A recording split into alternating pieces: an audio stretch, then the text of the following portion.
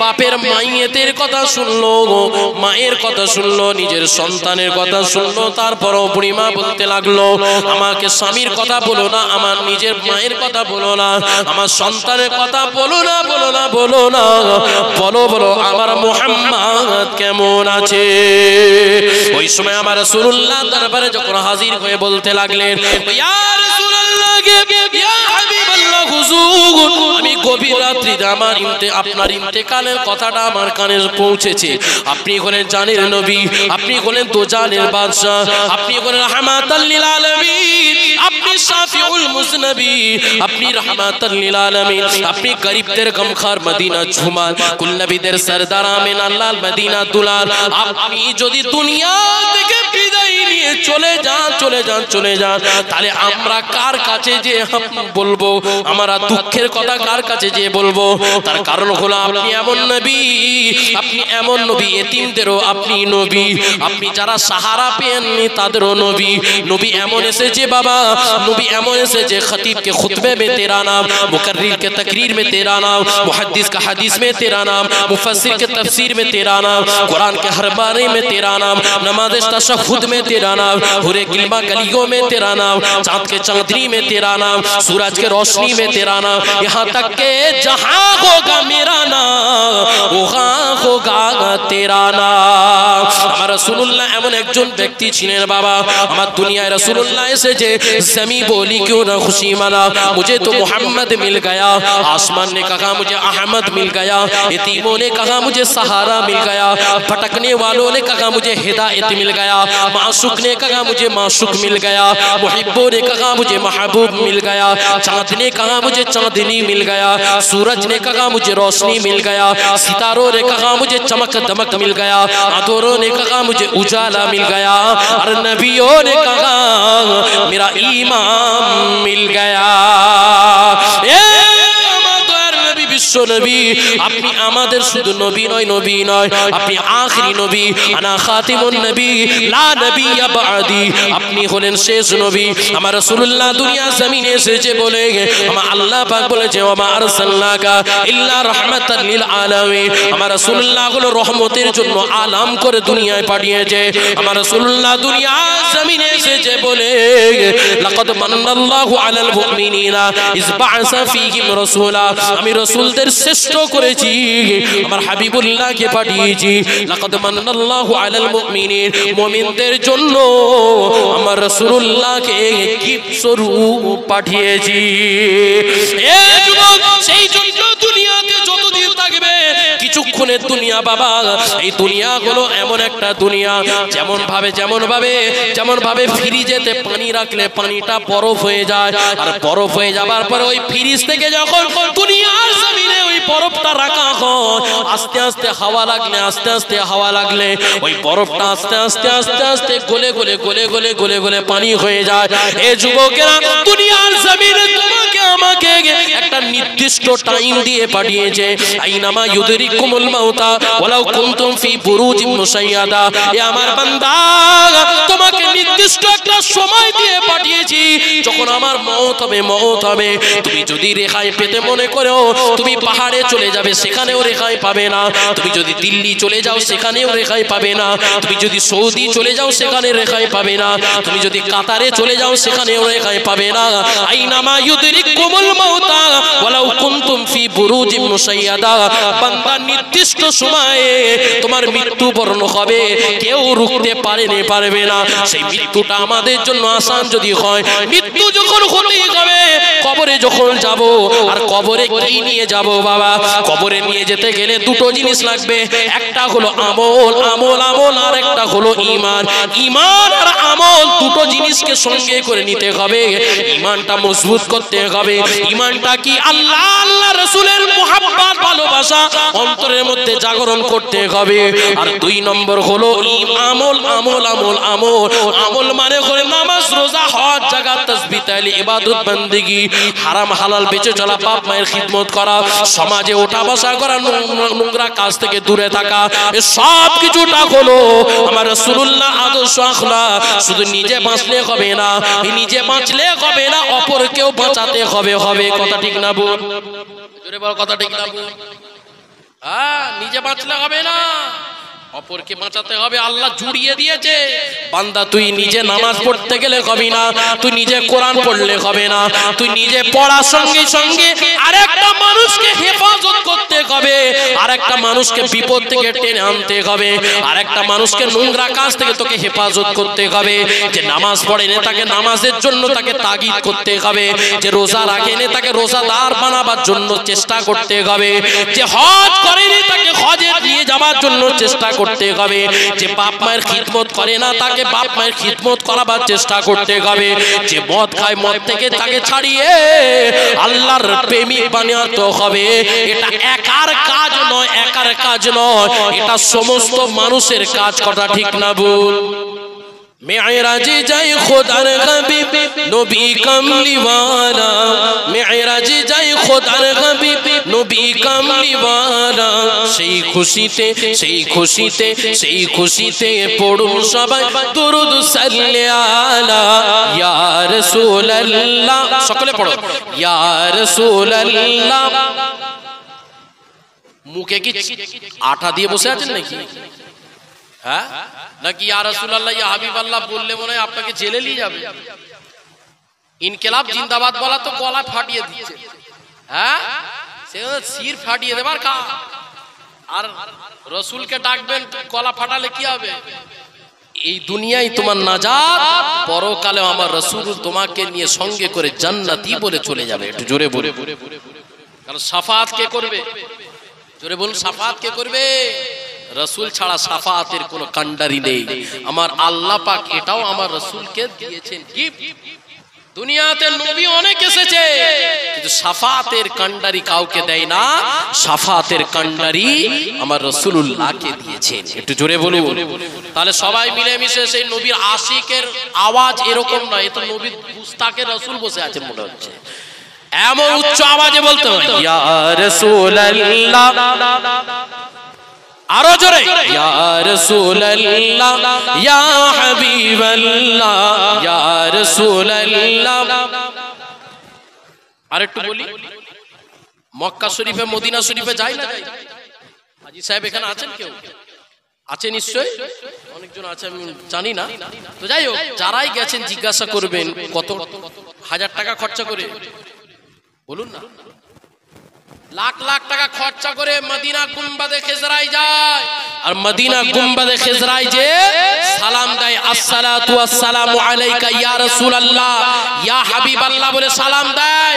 আর আমার রাসূল বলেছেন যে আমার উম্মতি গুম্বাদে খিজরার সামনে যে সালাম দেয়, ওই সালামের জবাবটা আমি নিজে কানে যেন শুনতে পাই, জবাবটাও দিয়ে থাকি। একটু জোরে বলুন, আর একটু জোরে বলুন।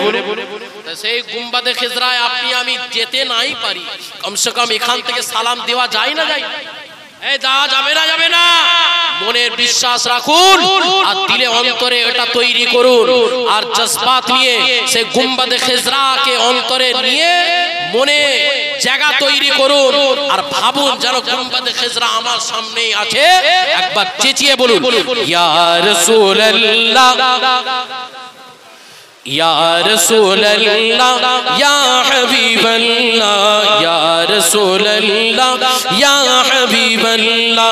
মিরাজে যাই খোদার হাবিব নবী কামলিওয়ালা, মিরাজে যাই খোদার হাবিব নবী কামলিওয়ালা, সেই খুশিতে সেই খুশিতে সেই খুশিতে পড়ুন সবাই দুরূদ সাল্লি আলা ইয়া রাসূলুল্লাহ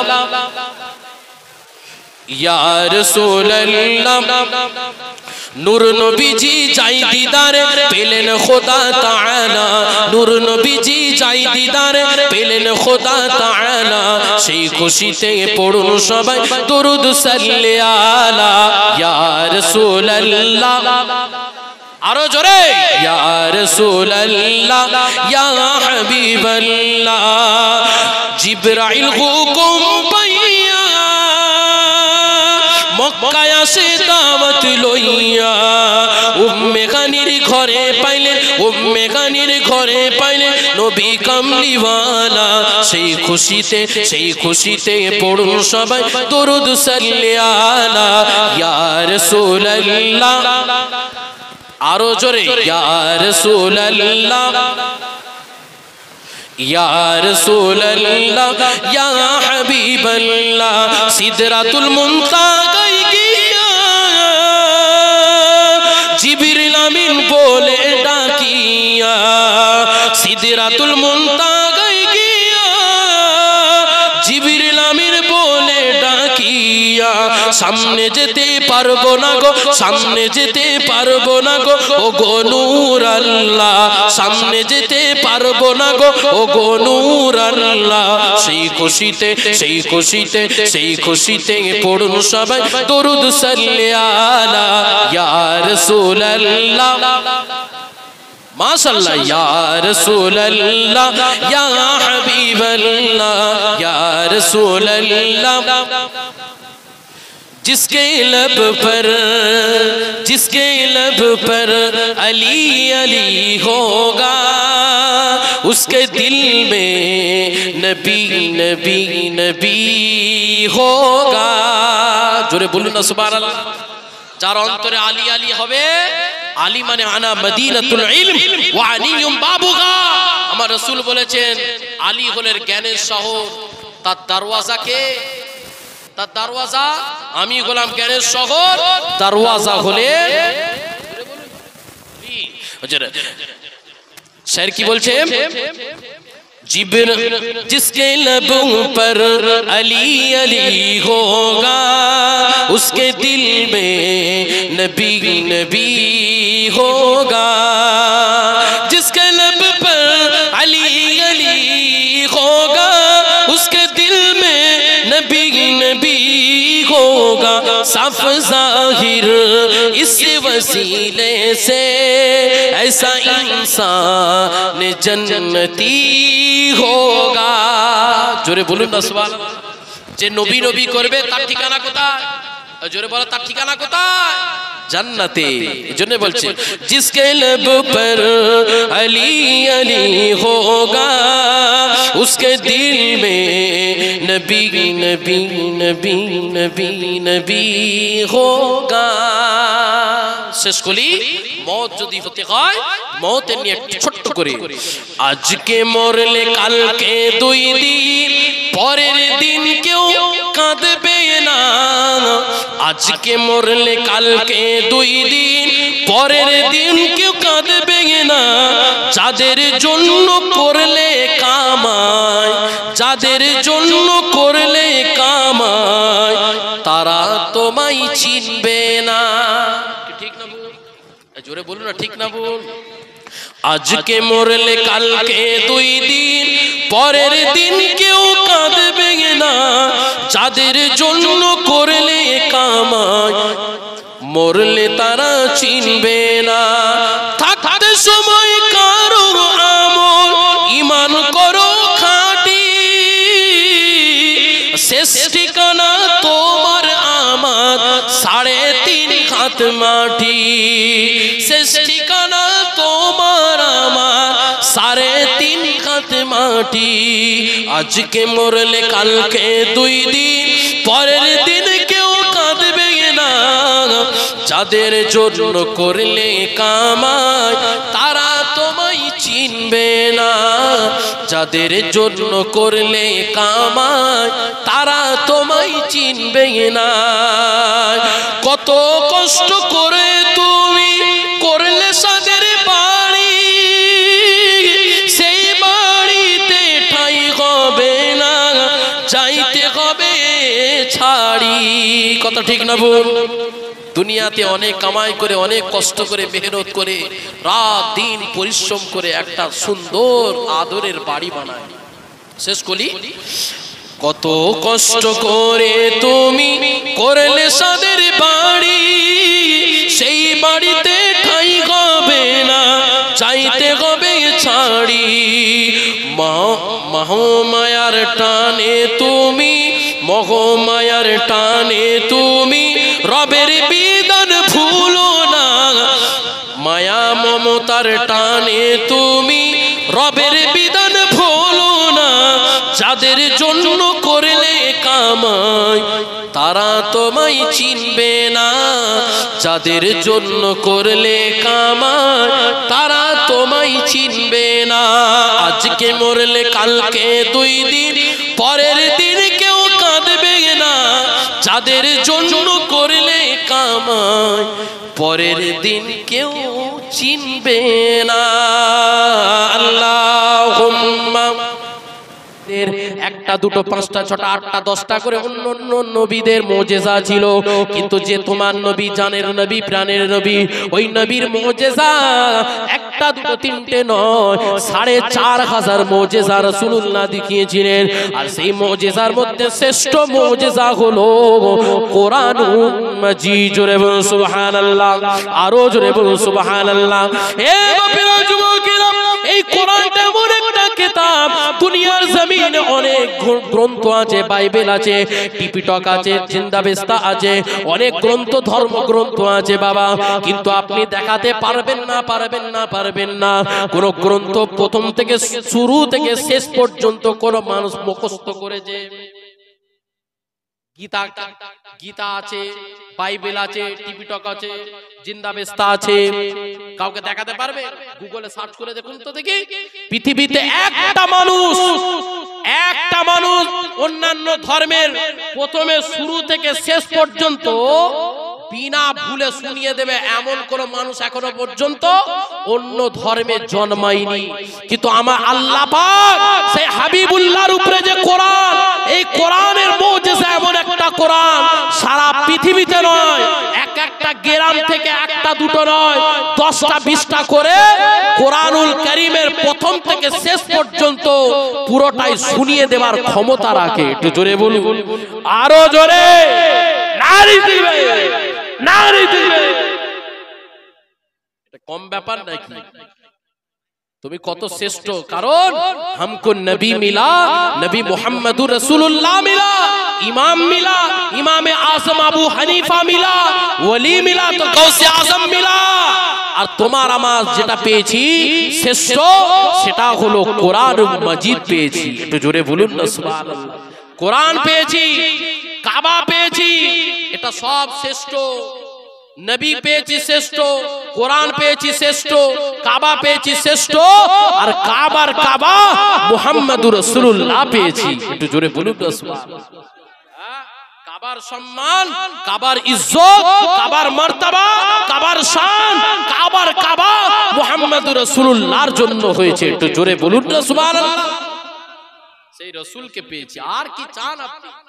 কত খুশনসিব যে কিতাব ইসলামের ঘরে তুমি আমি জন্ম নিয়েছি বলে তোমার সম্মান, তোমার ইজ্জত, তোমার মর্তবা বাড়িয়েছে আমার আল্লাহ পাক। তার কারণ একটা বাচ্চা যখন শিশু ইসলামের ঘরে যখন জন্ম নেয়, আর একটা ধর্মের বাচ্চা যদি তার ধর্মে জন্ম নেয়, দুটো আসমান আর জমিন তফাৎ। কেন জানেন? আপনি ইসলামের ঘরে জন্ম নিয়েছেন বলে আপনার তোয়াজ হয়। কি হয়? কি তোয়াজ হচ্ছে দেখেছে?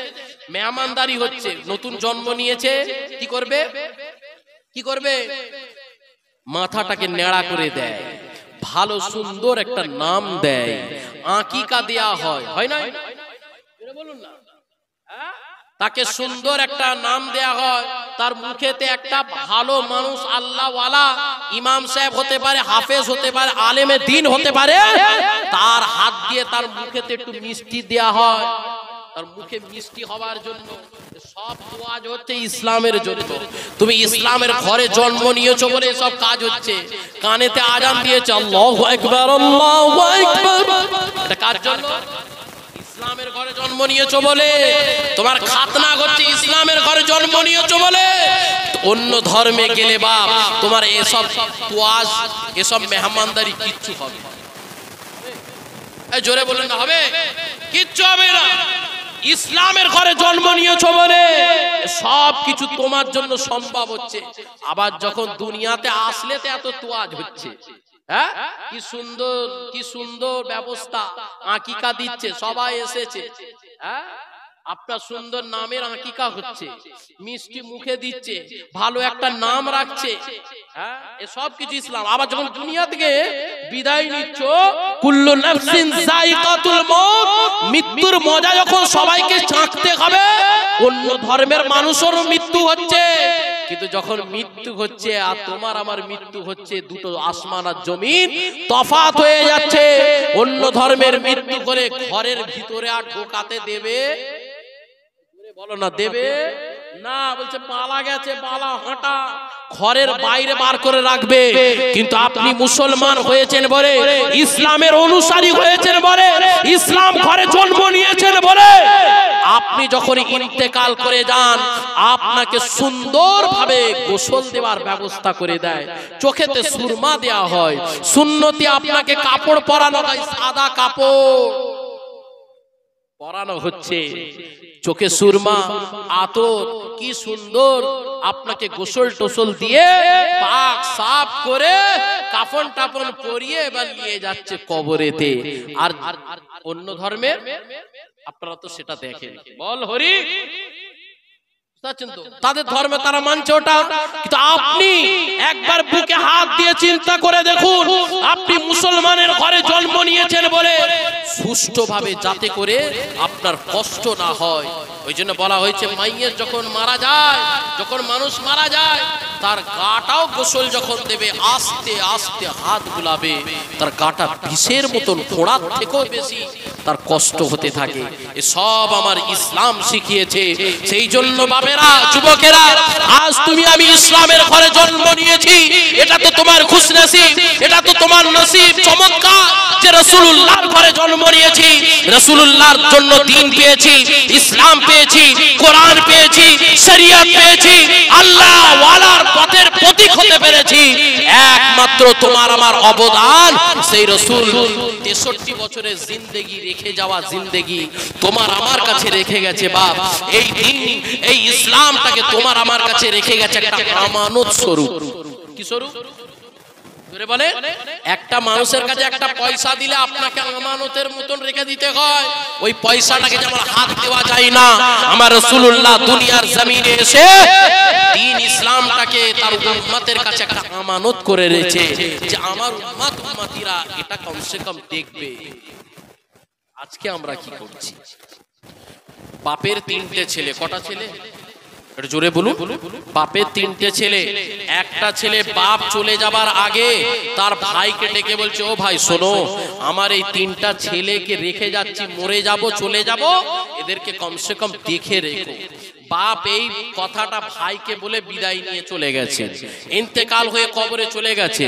বাপ যা রেখে গেছে, একটা ভাই কি একটা ছেলে কি করেছে, বাপ যা রেখে গেছে কি করেছে, ক্ষয় করে ফেলেছে। আর একটা ভাই কি করেছে, বাপ যা রেখে গেছে তার থেকে বাড়িয়েছে। আর একটা ভাই কি করেছে, যা বাপ রেখে গেছে সে বাড়াতেও পারে না কমাতেও পারে। তাহলে একজন বাড়ালো, একজন কিছুই করতে পারে না, একজন পুরো শেষ করে দিয়েছে। বাপের কাছে কোন ছেলেটা প্রিয় হতে পারে? তাড়াতাড়ি বলে, জোরে বলুন। বাপেরা, যুবকেরা, সেই জন্য আপনাদেরকে বলি, আমার রাসূলুল্লাহ দ্বীন ইসলামকে কষ্ট করে রেখে গেলেন। তেনার জন্য দয়াল নবী বিশ্ব নবী ইসলামের জন্য পেটে পাথরও বেঁধেছে বাবা, দান্দা মুবারক শহীদ হয়ে গেছে বাবা, রক্তই রক্তকাণ্ড হয়েছিল বাবা। আমার রাসূলুল্লাহকে কতই না কষ্ট দিয়েছে, কতই না আঘাত করেছে। তারপর আমার রাসূলুল্লাহ বলেছে, আমি দ্বীন ইসলামকে শরিয়তকে জিন্দা করে যাব। ওই জন্য আমার রাসূলুল্লাহ যখন কলেমা প্রচার করতে লেগেছিলেন, লা ইলাহা ইল্লাল্লাহ মুহাম্মাদুর রাসূলুল্লাহ, আল্লাহকে আল্লাহ বলে মেনে নাও, নবীকে নবী বলে মেনে নাও, কামিয়াব হয়ে যাবে, কামিয়াব হয়ে যাবে। ওই সময় আমার রাসূলুল্লাহর আখলাক, রাসূলুল্লাহর চরিত্র, রাসূলুল্লাহর ব্যবহার, রাসূলুল্লাহর আখলাক দেখে দেখে একে একে একে একে আমার রাসূলুল্লাহর কাঁধে কাঁধ রেখে ঈমানের নূরের কালেমা পড়ে মুসলমান হয়ে গেলেন। এদিকে মক্কাবাসীরা আবু জেহেল, আবু লাহাব, উতবা, সাইবা 4 জন মিলে রেগে রাগান্বিত হয়ে গেলেন। দেখা গেল একে একে ইসলাম গ্রহণ করে নিচ্ছে, একে একে ইসলামের ছায়াতলে সবাই চলে যাচ্ছে।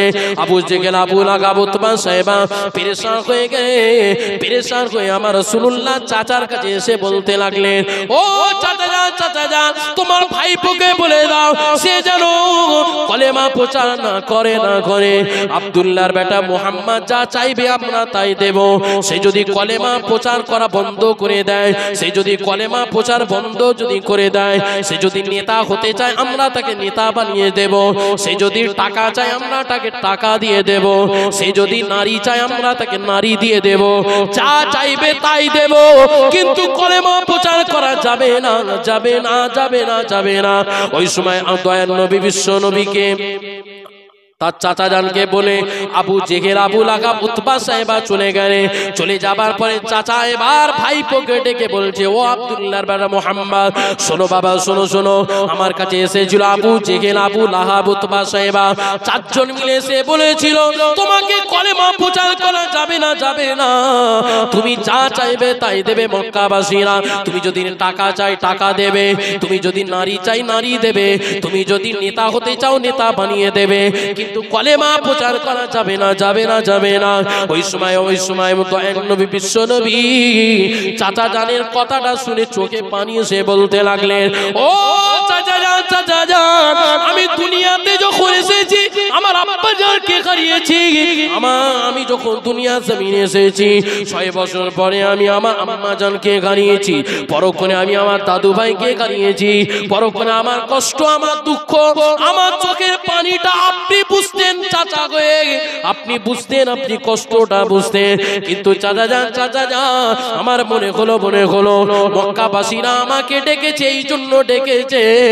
একজন মানুষ যদি কলেমা পড়ে মুসলমান হয়ে যায়, একজন মানুষ যদি কলেমা পড়ে যদি মুসলমান হয়ে যায়, আমি রাসূলুল্লাহ আমার দিলটা 50 হাতের মতো লম্বা হয়ে যেত।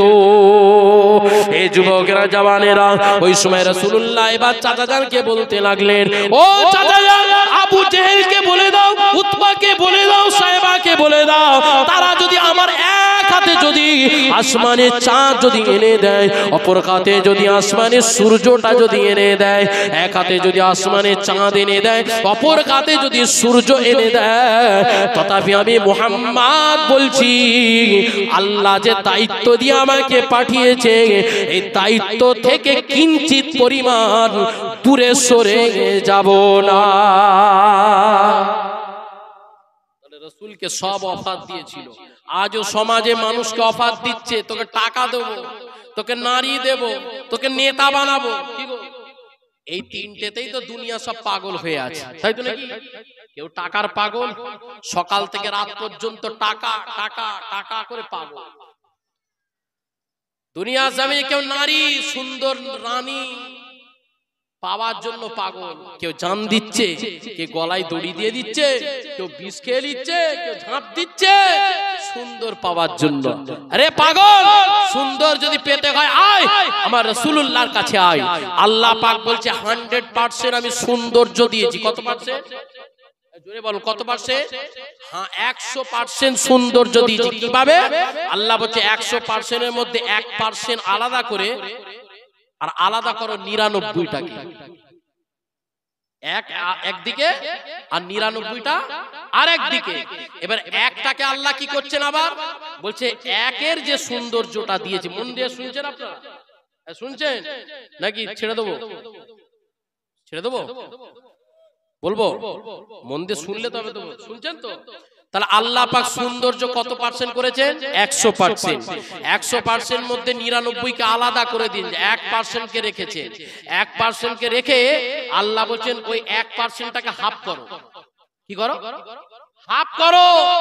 হাফটা করে কাকে দিয়েছি আমি? হাফ আমি ইউসুফ নবীকে আতা করেছি। একটু জোরে বলুন না সুবহানাল্লাহ।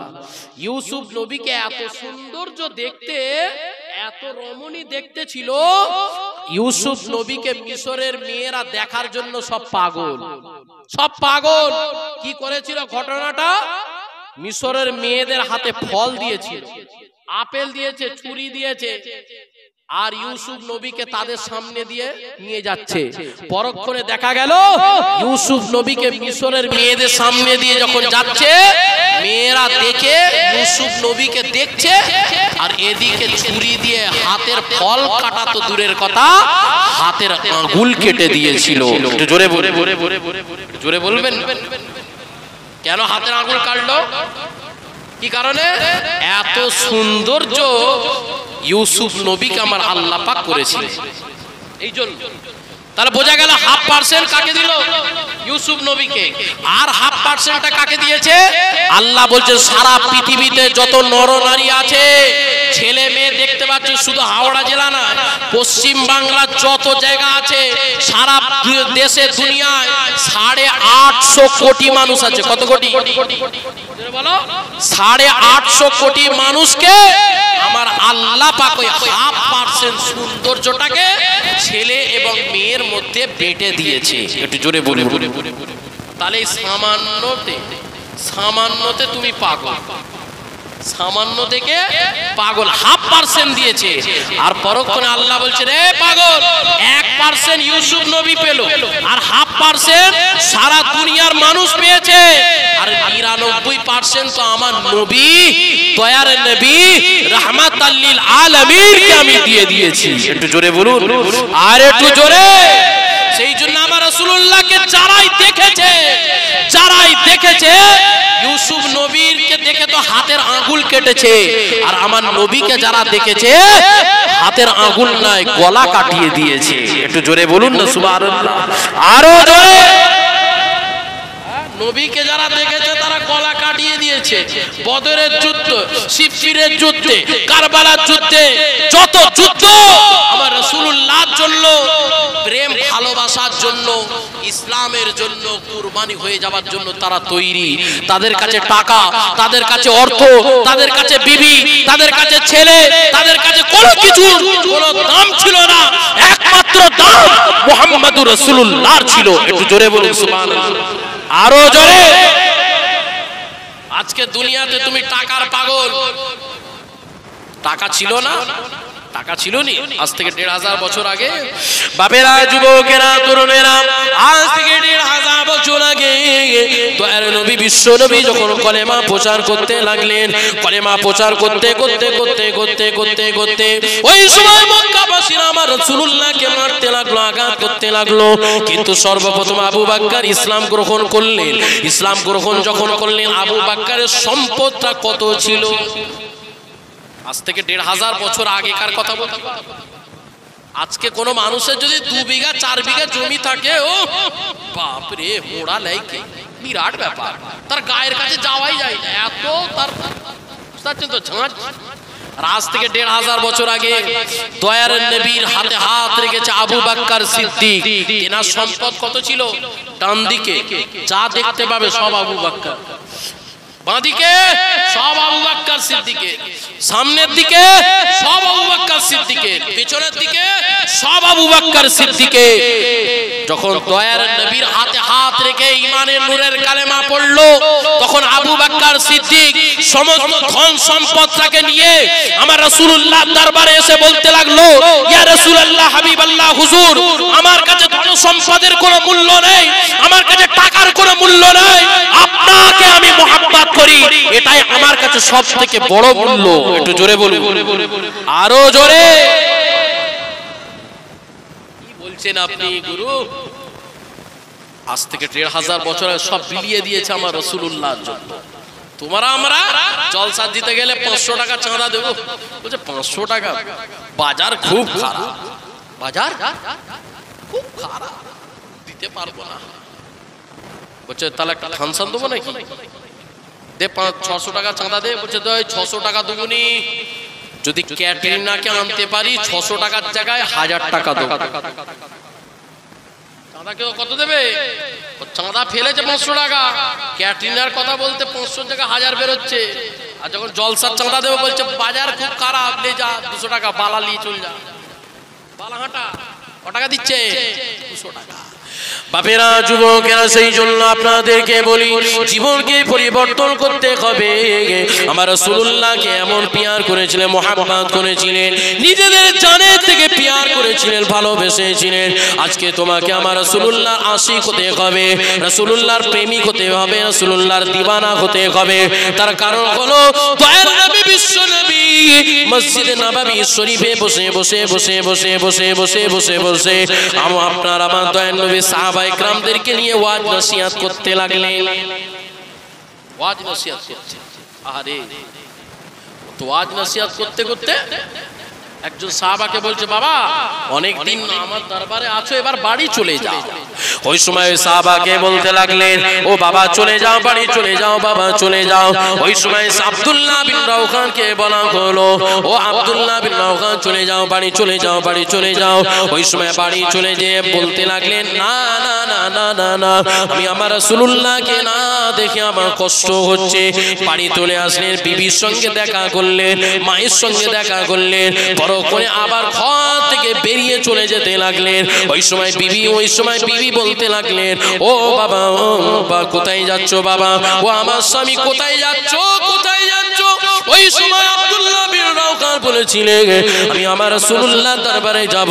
আমার রাসূলুল্লাহকে দেখলে আমার জীবন ঠান্ডা হয়, আমার রাসূলুল্লাহকে দেখলে আমার খিদা মিটে যায়, আমার রাসূলুল্লাহকে দেখলে আমার জীবনের সমস্ত পেরেশানিটা মিটে যায়।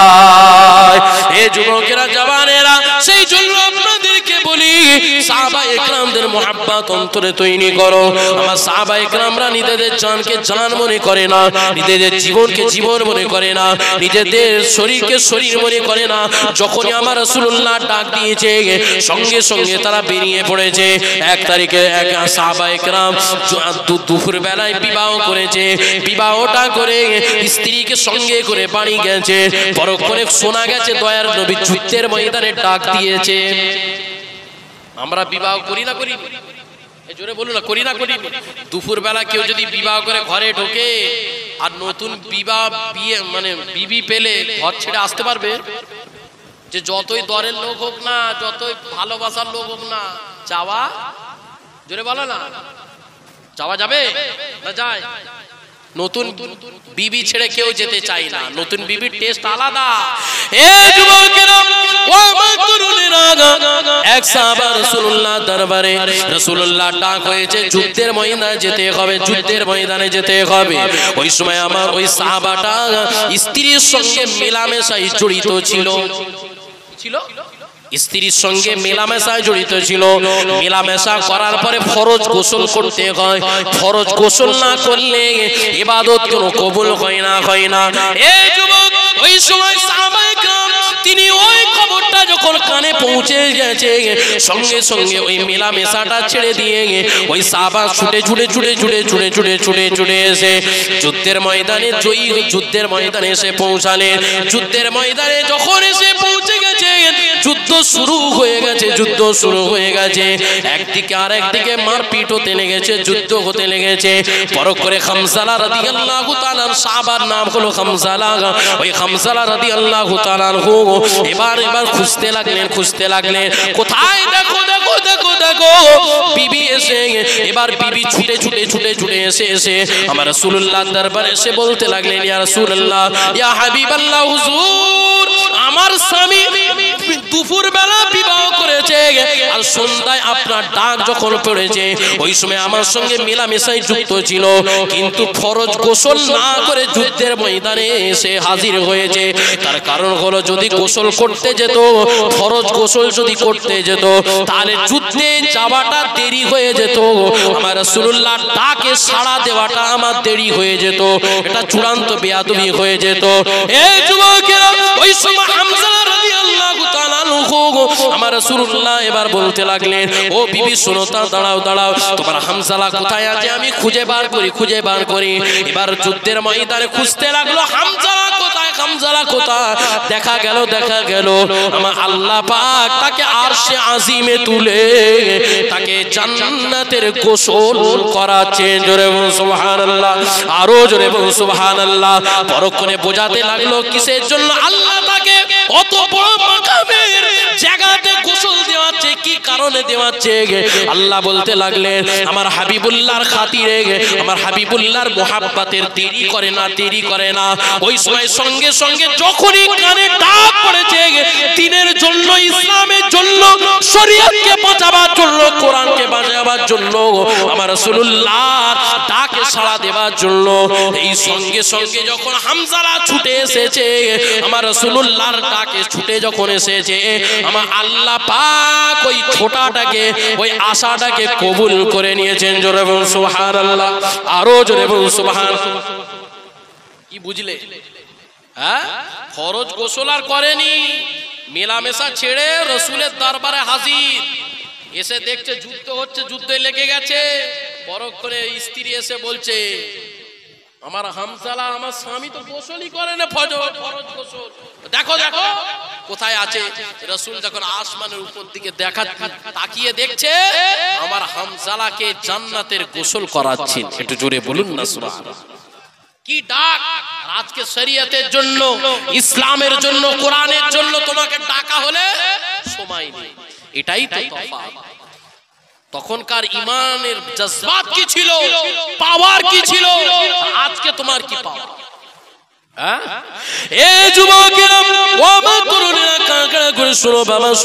আমার রাসূলুল্লাহকে কি মুহাব্বত করতেন, ভালোবাসতেন।